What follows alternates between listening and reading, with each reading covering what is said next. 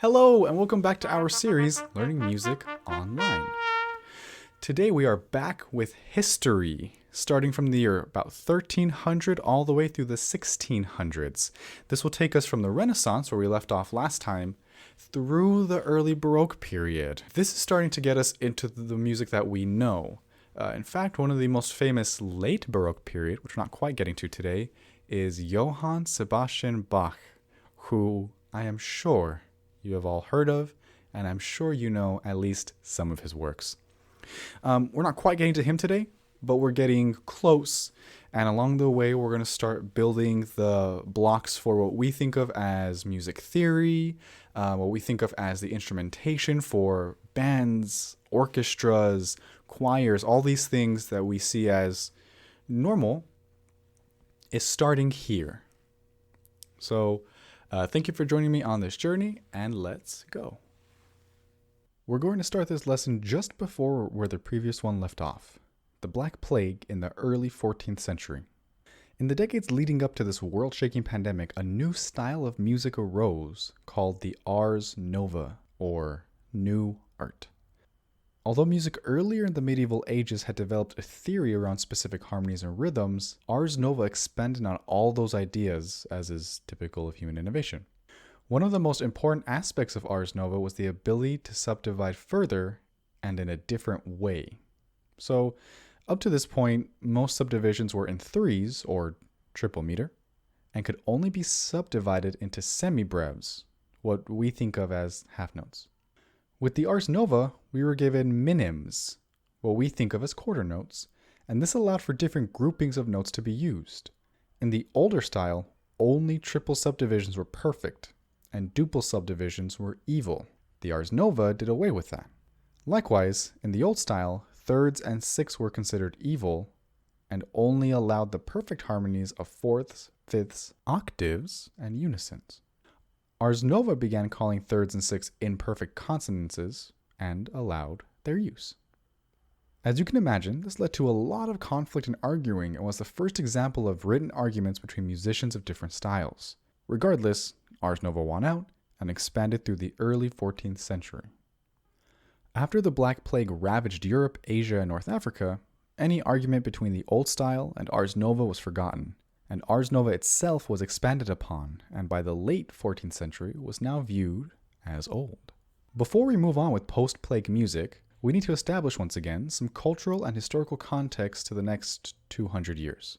The first thing to bear in mind is that not everything was well documented in those days, so our knowledge of performance practices and composer intent is limited to payment records of what musicians perform music in certain places and written accounts, which are not always clear or accurate. The only things for a very long time that were recorded well were church accounts. As mentioned last time, the medieval ages were marked by a decline in education and literacy in the general populace, with education being limited to the very wealthy and church clergy. Because of this, we have very little to go on in regards to what normal people did at the time beyond what rich people saw and pictures. This was furthered by the fact that everything was in Latin, so even if someone did learn how to read French or German or English, the Bible was only in Latin, Mass was only delivered in Latin, and most official documents were either in Latin or contained Latin phrases. This greatly disenfranchised people from gaining power or pulling themselves out of poverty. With Ars Nova, however, composers began writing songs in their own language. One of the most important Ars Nova composers, and one of the most important medieval composers, was Guillaume de Machaut, who, in addition to his prolific writings for sacred music, also composed secular chansons, or songs, in his native French. Writing music in non-Latin was a totally new concept at this time, as most secular songs in non-Latin languages were not written down and passed around entirely by traveling people, musicians, merchants, and the like, and learned by ear. As is usually the case, as culture began to change, music became a venue for that change, and a vehicle for the general populace to not only express themselves, but to gain a sense of power and control over their own lives. This idea, and the Black Plague, along with a century littered with war and large-scale movements of power between nations, propelled Europe straight into the next phase in its development, the Renaissance.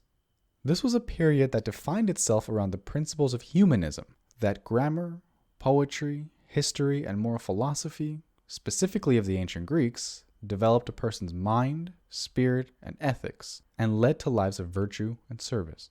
Humanists believed in the inherent dignity and nobility of humans and human reason.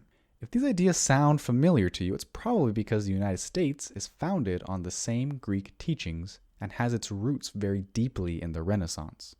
Of course, all things are connected, and while philosophers and inventors looked backwards to the Greeks for inspiration and guidance, so too did musicians and artists, while at the same time tirelessly marching forward with new innovations. This period produced some of the most well-known art pieces of all time: David, the Mona Lisa, the equestrian statue of Gattamelata, and the School of Athens by Michelangelo, Leonardo da Vinci, Donatello, and Raphael, respectively. Artists who were, some of them, well-versed also in mathematics, the sciences, and philosophy, and who often doubled as inventors. Musicians took this philosophy and built a new music theory on it, one that emphasized structure and consonance, or sounds that go well together, and controlled dissonances, sounds that clash. Composers valued thirds and sixths and avoided parallel fifths, or playing two different perfect fifth harmonies back to back. This was made possible by a change in tuning from what was called Pythagorean intonation to just intonation. All you need to remember about this is that in Pythagorean intonation, only fourths, fifths, and octaves sounded good, while in just intonation, thirds and sixths also sound good. On the geographic side of things, some of the most important composers of this era were the so-called Franco-Flemish composers. Do any of you know where Flemland is? Probably not, because it doesn't exist. These composers all came from the northern France/Belgian/Netherlands region of Europe. And although there were rarely any direct personal connections between them, there were quite a few stylistic through lines and similarities between each group. Loosely, there were 6 generations of Franco-Flemish composers, each generation spanning a few decades, and the whole arc spanning the early 15th century up to the mid-17th century, taking us right up to the early Baroque. One of the most important composers of this time was Josquin des Prez, a 3rd-generation composer who spanned the late 15th and early 16th century. Here's an example of his music.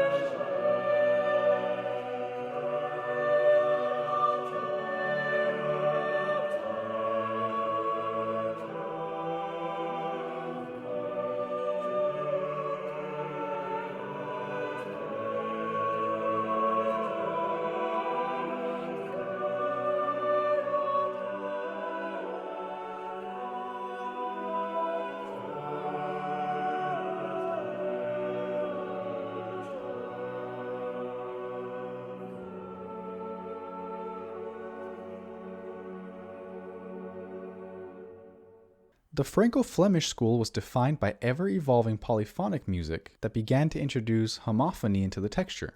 If you remember, monophonic means one sound, and polyphonic means many sounds. Homophonic, on the other hand, means same sounds, and is what we are most familiar with when it comes to texture. Homophonic music features musical lines that have the same rhythm and general feel and are written with specific chords and feelings in mind. Prior to homophonic music, musical lines were written relatively independent of each other. Usually the top and bottom lines were written to be complementary, and then everything else just filled in the middle, creating what we would consider strange harmonies and prevented real chords or chord progressions from existing. Starting in the Renaissance and explored through the Franco-Flemish school was the idea of composing all the musical lines at the same time. That is, writing all the lines as equal, with none of them taking precedence or importance over the others. You still had melody lines and bass lines and things, but instead of existing totally apart from everything else, they were creating specific chords and sounds that evoked specific feelings or thoughts that illuminated the text. Something that we now take for granted, but was pretty controversial at the time. Josquin des Prez, from earlier, was the first major composer to write music that matched the emotion of the event. In the example I gave you, des Prez was writing a song for the death of Johann Ockeghem, another Franco-Flemish composer from the previous generation. Even now, 500 years later, we can still feel the emotion from the piece. You can still understand that it was mourning a death. But des Prez was the first composer to really do this. However far we come as people, we are who we are. Regardless, towards the end of the Renaissance and during the 6th generation of composers, you actually had a shift away from the Franco-Flemish school, and the center of music became Italy. This would hold true for the next several hundred years, and this generation of composers was epitomized by Giovanni Pierluigi de Palestrina. Here's some of his music.